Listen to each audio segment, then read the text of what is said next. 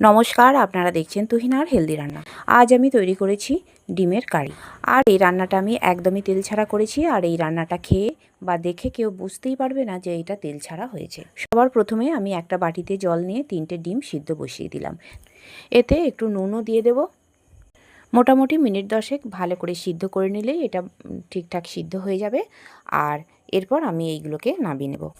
আমি যেভাবে ডিমের কারি করেছি, এই ডিমের কারি দিয়ে ভাত, রুটি, লুচি, পরোটা অথবা রাইস সব কিছুর সঙ্গেই এটা খাওয়া যায়। আর এইভাবে তেল ছাড়া রান্না করলে এটা খেতেও অত্যন্ত সুস্বাদু হবে। এখন আমার ডিম 3টে সিদ্ধ হয়ে গেছে, আমি নামিয়ে রেখেছি। এবারে এই সিদ্ধ ডিমগুলো একটা বাটিতে আমি ঠান্ডা জল নিয়ে নিয়েছি, তাতে আমি দিয়ে দিলাম। বেশ কিছুক্ষণ আমি এই ঠান্ডা জলে রেখে দেবো, তারপর আমি এইগুলোকে খোলা ছাড়িয়ে নেব। ডিমগুলো ঠান্ডা হলে আমি ভালো করে ফাটিয়ে নেব। আর তারপরে 2 হাত দিয়ে বেশ কিছুক্ষণ এইভাবে একটু ডিমের ওপর প্রেস করে নেব। আর তারপর আমি ডিমের খোলা ছাড়িয়ে নেব। এইভাবে ডিমের খোলা ছাড়ালে ডিমের খোলা খুব সুন্দরভাবে ছেড়ে যায় আর ডিমের এতটুকু চোকলা উঠে যাবে না। এইভাবে আমি 3টে ডিমই ছাড়িয়ে নেব।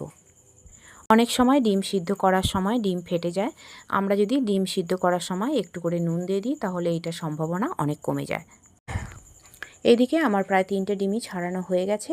এখন আমি এই 3টে ডিমকে একটা সুতোর সাহায্যে 2 আধখানা করে নেব।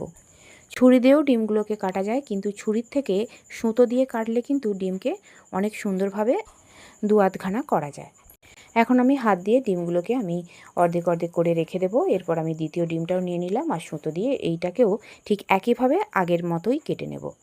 সুতো দিয়ে কাটলে কী হবে, কোনোভাবেই এইগুলো কম বেশি হবে না বা কোনো জায়গায় ভেঙে বা একটু চোগলা উঠে যাবে না। এখন আমার দ্বিতীয় ডিমটাও ঠিক এইভাবে 2 অর্ধেক করে নিয়েছি। এখন আমি তৃতীয় ডিমটাও ওই একইভাবে আমি করে 2 আধখানা করে নেব। এইদিকে ডিমগুলো আমি 2 অর্ধেক করতে করতে ওইদিকে আমি গ্যাসের ওপরে ফ্রাই প্যান বসিয়ে দিয়েছি। ফ্রাই প্যান গরম হলে এতে দিয়ে দিলাম আমি ফোড়ন। ফোড়নে দিয়েছি তেজপাতা, শুকনো লঙ্কা, জিরে আর গোটা গরম মশলা একটু থেঁতো করে।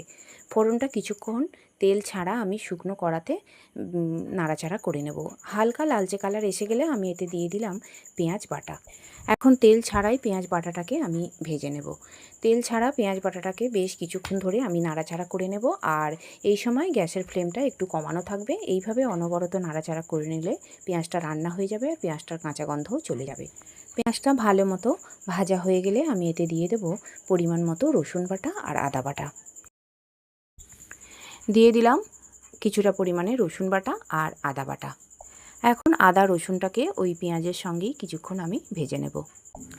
এইভাবে লো ফ্লেমে শুকনো কড়ায় অনবরত পেঁয়াজের সঙ্গেই আদা রসুনটাকে ভেজে নিতে হবে। কিছুক্ষণ রান্না করে নিলে পেঁয়াজের সঙ্গেই আদা রসুনেরও কাঁচা গন্ধ চলে যাবে। আর এরপর আমি এতে দিয়ে দেব টমেটো বাটা। আমি একটা গোটা টমেটোকে বেটে রেখে দিয়েছিলাম আর এই টমেটো বাটাটা আমি এখানে দিয়ে দেব।